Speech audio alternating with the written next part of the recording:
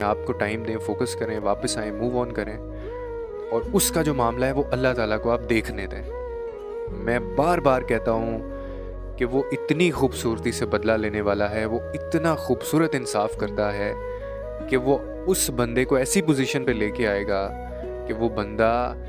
دوبارہ آپ سے معافی مانگے گا، لیکن آپ اس کو معاف نہیں کریں گے۔ لیکن یہ تب ہوگا جب آپ معاملہ بالکل اللہ کے اوپر آپ سپورٹ کر دیں گے۔ تو پرابلم یہ ہوتی ہے کہ ہم لوگ نا اللہ کے اوپر چیزیں چھوڑتے نہیں ہیں، ہم اس کے اوپر معاملہ سپورٹ نہیں کرتے، منہ سے کہتے ہیں لیکن ہم بیچ میں سے نہیں نکلتے،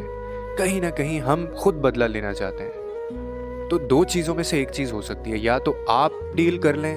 یا پھر اوپر والے کو ڈیل کرنے دیں، اور اوپر والا جیسے ڈیل کرے گا نا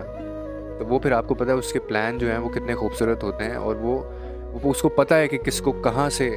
پکڑنا ہے اور کس کو کیا ریئلائز کروانا ہے۔